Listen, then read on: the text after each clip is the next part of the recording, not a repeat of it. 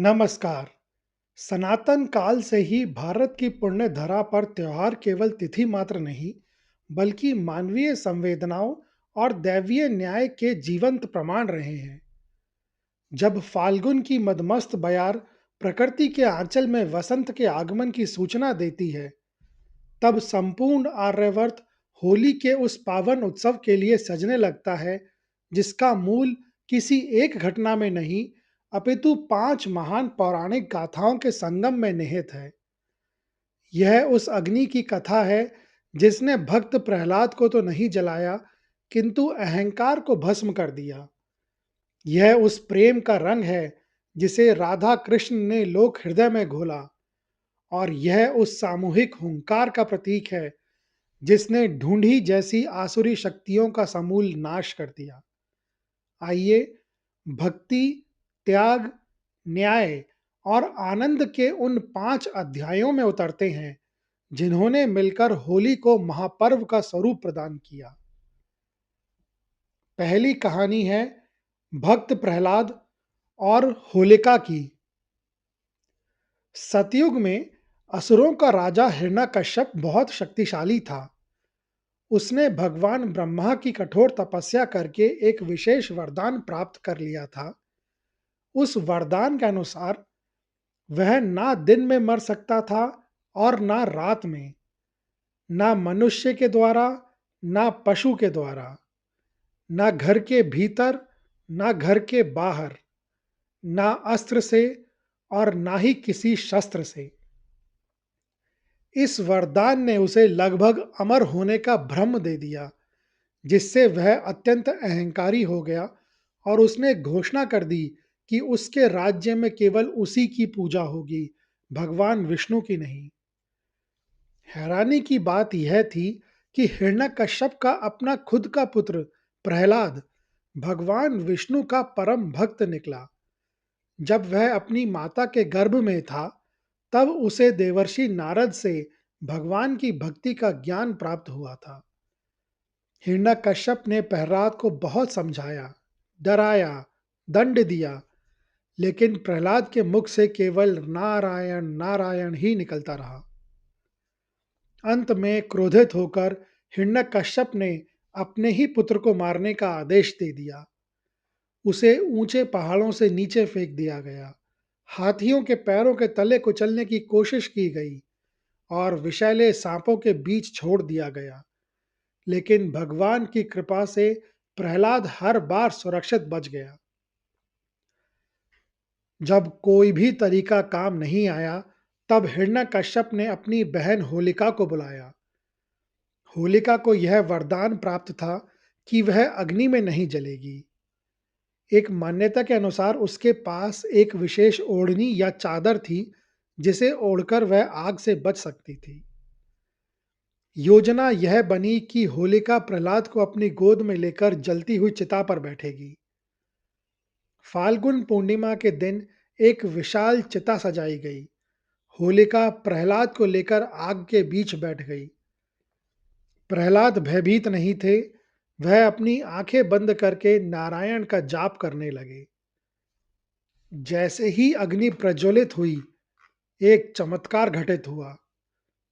हवा के एक तेज झोंके से होलिका की वह सुरक्षात्मक चादर उड़कर प्रहलाद के ऊपर आ गई। वरदान का दुरुपयोग करने के कारण और अधर्म का साथ देने की वजह से होलिका उस अग्नि में जलकर राख हो गई, जबकि भगवान के भक्त प्रहलाद आग के बीच से मुस्कुराते हुए सुरक्षित बाहर निकल आए। होलिका दहन के बाद हिरण्यकश्यप का क्रोध और बढ़ गया। उसने प्रहलाद से पूछा, बता तेरा भगवान कहाँ है? और एक खंबे पर प्रहार कर दिया। तभी उस खंबे को फाड़कर भगवान विष्णु नरसिंह अवतार के रूप में प्रकट हुए। उन्होंने हिरण्यकश्यप को गोधूलि वेला अर्थात शाम में चौखट पर लिटाकर अपने नाखूनों से उसका वध कर दिया, जिससे भगवान ब्रह्मा के वरदान की सभी शर्तें भी पूरी हो गईं और अधर्म का अंत भी हो गया। आज भी होली के दिन पहले जो अग्नि जलाई जाती है, वह हमारे भीतर के अहंकार, ईर्ष्या और बुराइयों को जलाने का प्रतीक है। अब मैं आपको दूसरी कहानी सुनाता हूँ, जो कि है भगवान शिव और कामदेव की। सतयुग और त्रेता युग के बीच के समय की बात है। माता सती के आत्मदाह के बाद भगवान शिव अत्यंत दुखी होकर हिमालय के ऊंचे शिखर पर गहरी समाधि में लीन हो गए थे। वे संसार के सभी मोह माया से विरक्त हो गए थे। उसी समय तारकासुर नामक एक असुर ने स्वर्ग और पृथ्वी पर आतंक मचा रखा था। उसे वरदान प्राप्त था कि उसका वध केवल शिव का पुत्र ही कर सकता है। लेकिन शिव तो समाधि में थे और विवाह या संतान के विचार से कोसों दूर थे। सभी देवता इस स्थिति से अत्यंत चिंतित थे। देवताओं ने मिलकर प्रेम और काम के देवता कामदेव से प्रार्थना की कि वे शिव को समाधि से उठाएं, ताकि उनका ध्यान माता पार्वती की ओर जाए और सृष्टि का कल्याण हो सके। कामदेव जानते थे कि शिव की समाधि में बाधा डालना उनके जीवन के लिए संकट बन सकता है, फिर भी लोक कल्याण के लिए वह तैयार हो गए। कामदेव अपनी पत्नी रति के साथ उस स्थान पर पहुंचे जहां शिव तपस्या कर रहे थे। उन्होंने वसंत ऋतु का वातावरण बनाया, जिससे चारों ओर फूल खिल उठे और सुगंध फैल गई। इसके बाद कामदेव ने अपने धनुष पर पुष्प बाण चढ़ाया और सीधे शिव के हृदय पर प्रहार कर दिया। बाण लगते ही शिव की समाधि टूट गई। जैसे ही उन्होंने अपनी आंखें खोली, उनका मन विचलित हुआ, परंतु तुरंत ही उन्होंने अपनी योग शक्ति से जान लिया कि यह कामदेव की चेष्टा है। अत्यधिक क्रोध में आकर शिव ने अपना तीसरा नेत्र खोल दिया। उस नेत्र से निकलने वाली प्रचंड अग्नि की ज्वाला ने कामदेव को देखते ही देखते भस्म कर दिया और वह राख की एक ढेरी में बदल गए। कामदेव के भस्म होने पर उनकी पत्नी रति अत्यंत दुखी होकर विलाप करने लगी। उन्होंने भगवान शिव से प्रार्थना की कि उनके पति निर्दोष हैं और उन्होंने यह सब देवताओं के कार्य के लिए किया था। शिव का क्रोध जब थोड़ा शांत हुआ, तो उन्होंने रति को वरदान दिया कि कामदेव अनंग अर्थात बिना शरीर के रूप में जीवित रहेंगे और सभी प्राणियों के मन में निवास करेंगे। बाद में द्वापर युग में उन्होंने श्री कृष्ण के पुत्र प्रद्युम्न के रूप में जन्म लिया। दक्षिण भारत, विशेषकर तमिलनाडु में फाल्गुन पूर्णिमा के दिन कामदेव के इस बलिदान को याद किया जाता है। लोग इसे काम दहन कहते हैं। होलिका दहन की अग्नि वास्तव में प्रतीकात्मक रूप से कामदेव को भस्म करने वाली अग्नि ही है। यह हमें संदेश देती है कि हमें अपने भीतर की वासना, क्रोध और अनैतिक इच्छाओं को जला देना चाहिए। अब मैं आपको तीसरी कहानी सुनाता हूँ, जो कि है राजा रघु और राक्षसी ढूंढी की। त्रेता युग में राजा रघु, जो कि भगवान राम के पूर्वज थे, उनके राज्य में ढूंढी नाम की एक भयंकर राक्षसी रहती थी। वह राक्षसी बच्चों को अपना शिकार बनाती थी और उन्हें तरह तरह की बीमारियों से ग्रसित कर देती थी। पूरे राज्य के माता पिता अत्यंत भयभीत और दुखी रहते थे। राक्षसी ढूंढी ने भगवान शिव की कठोर तपस्या करके कई विशिष्ट वरदान प्राप्त किए थे। उसे कोई देवता या मनुष्य नहीं मार सकता था। वह किसी अस्त्र या शस्त्र से नहीं मर सकती थी। उसे सर्दी, गर्मी या वर्षा का कोई प्रभाव नहीं पड़ता था। इन वरदानों के कारण वह अजय हो गई थी, परंतु भगवान शिव ने उसमें एक कमजोरी भी छोड़ दी थी। उन्होंने कहा था कि वह बच्चों की हंसी, शोर और उनके खेल-कूद को सहन नहीं कर पाएगी। जब राजा रघु ने इस समस्या का समाधान महर्षि वशिष्ठ से पूछा, तो वशिष्ठ ने ढूंढी की उस गुप्त कमजोरी के बारे में बताया। उन्होंने कहा, राजन, फाल्गुन पूर्णिमा के दिन जब ऋतु बदल रही होती है, तब इस राक्षसी की शक्ति क्षीण हो जाती है। उस दिन राज्य के सभी बच्चों को एक साथ मिलकर आनंद मनाना चाहिए। महर्षि ने निर्देश दिया कि बच्चे हाथों में लकड़ियां लेकर बाहर निकलें।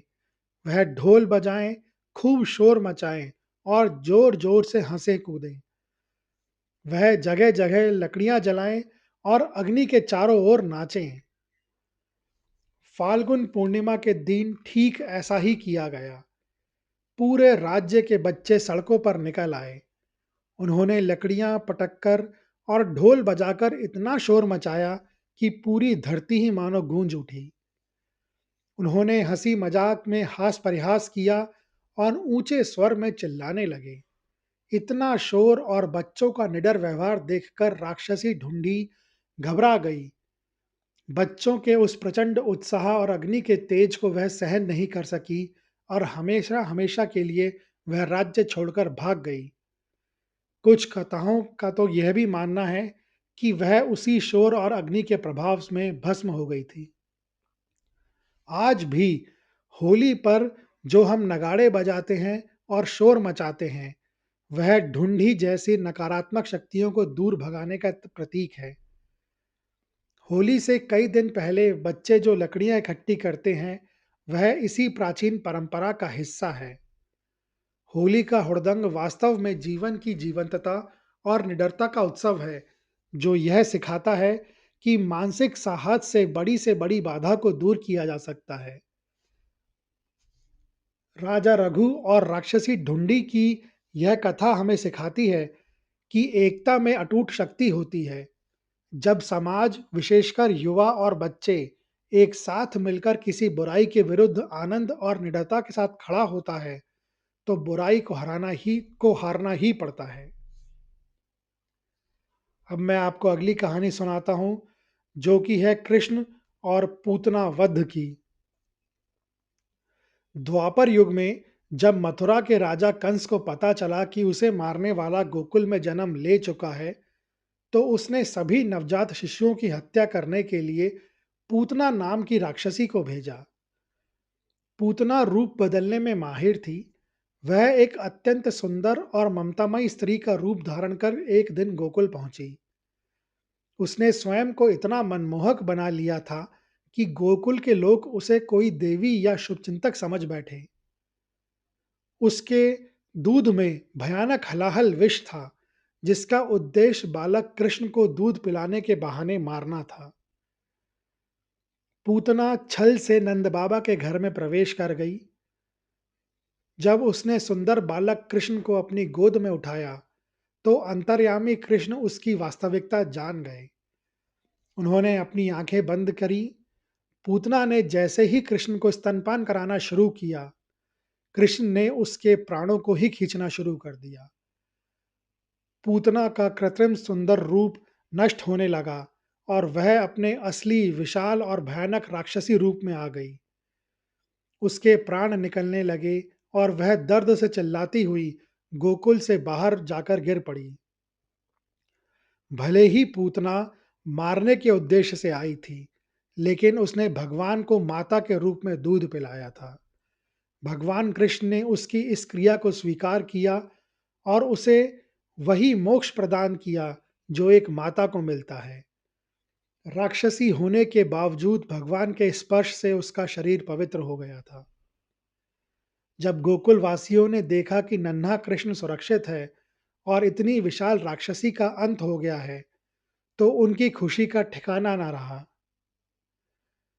ग्वालों ने पूतना को गोकुल से दूर ले जाकर जला दिया।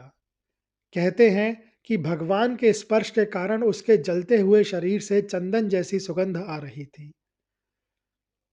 पूतना की मृत्यु की खुशी में पूरे गोकुल में उत्सव मनाया गया। लोगों ने एक दूसरे पर दूध, दही और बाद में रंगों की बौछार की। कई क्षेत्रों में होलिका दहन को प्रतीकात्मक रूप से पूतना दहन के रूप में भी देखा जाता है। लोग बुराई के पुतले जलाकर समाज से नकारात्मकता खत्म करने का संकल्प लेते हैं। यह कहानी सिखाती है कि जो लोग ऊपर से मीठे और अंदर से विषैले होते हैं, उनका अंत निश्चित है। पूतना वध हमें यह याद दिलाता है कि ईश्वर केवल क्रिया नहीं, बल्कि भाव देखते हैं। साथ ही यह समाज को सचेत करता है कि धर्म के नाम पर पाखंड करने वालों का अंत अंततः निश्चित है। और आइए अब मैं आपको पांचवी कहानी सुनाता हूं, जो कि है राधा और कृष्ण के प्रेम की कहानी। भगवान श्री कृष्ण बचपन से ही बहुत नटखट और भोले स्वभाव के थे। वे सांवले रंग के थे, जबकि राधा रानी का रंग अत्यंत गोरा और उज्जवल था। एक दिन बालक कृष्ण के मन में यह प्रश्न उठा कि ऐसा भेद क्यों है। वे अपनी माता यशोदा के पास गए और बड़े भोलेपन से पूछा, मैया, मैं इतना सांवला क्यों हूं और राधा इतनी गोरी क्यों है? मैया यशोदा कृष्ण की इस मासूमियत पर मुस्कुरा दी। वे जानती थी कि कृष्ण राधा से बहुत स्नेह करते हैं। उन्होंने खेल खेल में कृष्ण को एक उपाय बता दिया। यशोदा मैया ने कहा, लल्ला, अगर तुम्हें राधा का गोरा रंग पसंद नहीं है, तो तुम जाओ और अपनी पसंद का कोई भी रंग लेकर राधा के चेहरे पर लगा दो। फिर तुम दोनों एक जैसे दिखने लगोगे। मैया का यह सुझाव कृष्ण को बहुत पसंद आया। वे तुरंत अपने सखाओं यानी ग्वाल बालों की टोली लेकर बरसाना पहुंच गए। वहां उन्होंने राधा और अन्य गोपियों को घेर लिया और उन पर तरह तरह के रंग डालने लगे। कृष्ण और उनके सखाओं ने फूलों, विशेषकर टेसू या पलाश के फूल से बने रंगों और केसर का उपयोग किया। जैसे ही कृष्ण ने राधा के मुख पर रंग लगाया, दोनों का रंग एक जैसा हो गया। इस प्रकार रंग ने गोरे और सांवले के बीच के भेद को मिटा दिया। राधा और गोपियां पहले तो हैरान रह गईं, लेकिन जल्द ही वे भी कृष्ण की इस लीला में शामिल हो गईं। पूरा ब्रजधाम हंसी ठिठोली और रंगों की फुहार से भर गया। यह केवल रंगों का खेल नहीं था, बल्कि दो आत्माओं के निस्वार्थ प्रेम का उत्सव था। यही कारण है कि आज भी ब्रज अर्थात मथुरा, वृंदावन, बरसाना और नंदगांव की होली पूरी दुनिया में प्रसिद्ध है। वहां कई दिनों तक इस उत्सव को फाग के रूप में मनाया जाता है। इस कथा के विभिन्न स्वरूप, जो कि ब्रज की परंपराओं में आज भी जीवित हैं, उसमें पहला है लट्ठमार होली। बरसाना और नंदगांव में मनाई जाती है, जो कि कृष्ण और गोपियों के बीच की इस प्रेम भरी छिड़खानी का प्रतीक है। दूसरी है फूलों की होली। वृंदावन के बांके बिहारी मंदिर में रंगों के बजाय फूलों से होली खेली जाती है, जो प्रकृति के साथ कृष्ण के प्रेम को दर्शाती है। और तीसरी है छड़ी मार होली। गोकुल में बाल कृष्ण की लीलाओं को याद करते हुए छोटी लकड़ियों अर्थात छड़ियों से इस उत्सव को मनाया जाता है। यह कथा हमें सिखाती है कि सच्चा प्रेम बाहरी रूप रंग या दिखावे से ऊपर होता है। जब हम एक दूसरे पर रंग लगाते हैं, तो हम अपनी पहचान और अहंकार को भुलाकर आनंद के एक ही रंग में रंग जाते हैं। आज भी होली फाल्गुन मास की पूर्णिमा को मनाई जाती है, जो सर्दियों के अंत और वसंत ऋतु के आरंभ का समय है। प्राचीन काल में इसे मदनोत्सव या वसंतोत्सव कहा जाता था। इस समय पेड़ों पर नई कोपलें आने लगती हैं, फूलों की क्यारियां महकने लगती हैं और सरसों के पीले फूलों से खेत सोने जैसे चमकते हैं। विशेष रूप से पलाश के पेड़ों पर केसरिया रंग के फूल खिलते हैं। पुराने समय में इन्हीं फूलों को उबालकर प्राकृतिक रंग तैयार किया जाता था। किसानों के लिए होली एक नवाहन है। इस समय रबी की फसल जैसे गेहूं, जौ और चना पककर तैयार हो जाती है। होली शब्द संस्कृत के होला शब्द से आया है, जिसका अर्थ होता है आधा पका हुआ अनाज। परंपरा के अनुसार किसान अपनी नई फसल का कुछ हिस्सा होलिका की पवित्र अग्नि में अर्पित करते हैं और फिर उस भुने हुए अनाज को प्रसाद के रूप में ग्रहण करते हैं। यह प्रकृति के प्रति आभार व्यक्त करने का एक तरीका है। प्रकृति इस समय सबको एक समान धूप, हवा और फूलों की खुशबू देती है। ठीक वैसे ही होली पर जब हर कोई रंगों में सरोबार होता है, तो व्यक्ति की जाति, धर्म या आर्थिक स्थिति छिप जाती है। लोग बुरा ना मानो होली है कहकर अपने सामाजिक संकोच को छोड़ देते हैं और एक दूसरे में घुल-मिल जाते हैं। यह कहानी सुनने के लिए धन्यवाद।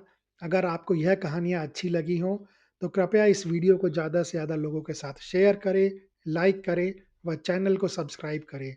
कमेंट्स बॉक्स में लिखें, ओम विष्णुदेवाय नमः।